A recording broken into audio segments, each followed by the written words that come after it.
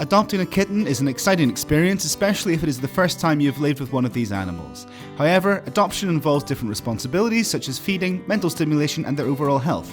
When it comes to feline health, trips to the veterinarian are essential, but when should you go? In this AnimalWised video, we explain when you should take your cat to the vet for the first time, what will happen during the visit, and how follow-up should work.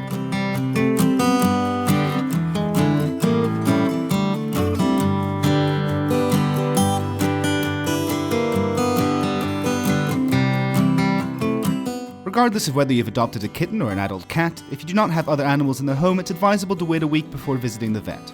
In this way, the cat can get used to your presence and feel less cautious when visiting the specialist.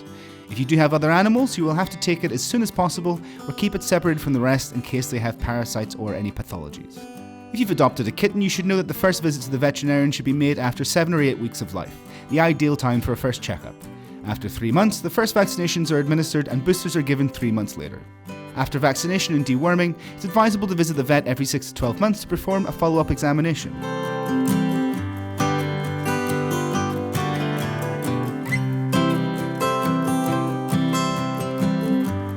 The first visit to the vet is essential to forge a link between the feline and their specialist. The first thing the veterinarian will do is record the data of your pet, such as name, origin, diet, or any other potential inherited pathologies from their parents. This is helpful in knowing of potential diseases in the future. Afterwards, the veterinarian will proceed to make a general review of the cat. They will check their eyes, ears, teeth and coat, the latter for external parasites or injury. They will listen to the lungs and heart, measure and weigh them. If you do not know the age of the cat, the veterinarian can provide an approximate figure. During the first visit, an anti-parasitic product will be administered and the correct start date of the vaccination schedule will be determined. Also, depending on the health status of the cat, they may require some additional health tests.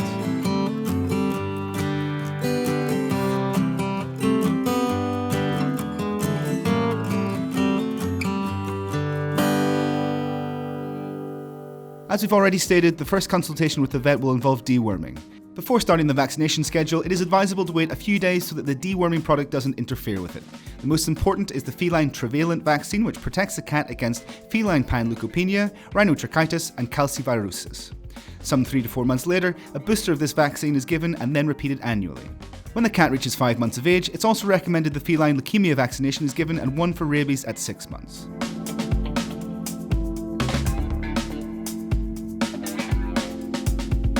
In addition to visiting the specialist for the first administration of vaccines, it's important to visit them in the following circumstances. If you observe external parasites such as fleas or ticks, if they've been the victim of trauma, if they have not eaten for a day or two, if they have a fever, if they urinate blood or cannot urinate at all, if they have vomiting or diarrhea for more than 24 hours, if they do not defecate or have blood in their stool, if they seem dehydrated, if they stop grooming or their hair seems disheveled, if you think they have been poisoned, if their behaviour changes suddenly without reason. If the proper measures are not taken, going to the veterinarian can become a traumatic experience for the animal. Therefore, we recommend you have a carrier for animals, get your cat used to the carrier days before the visit, use pheromones for cats if they get nervous or spray around the carrier, ask for an appointment so the animal waits as little as possible, scratch their head, chin or ears to reassure them, speak to them in a low and affectionate tone of voice if you notice they are nervous.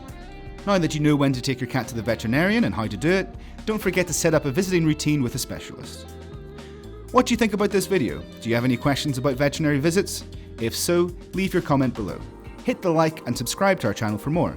We'll see you next time.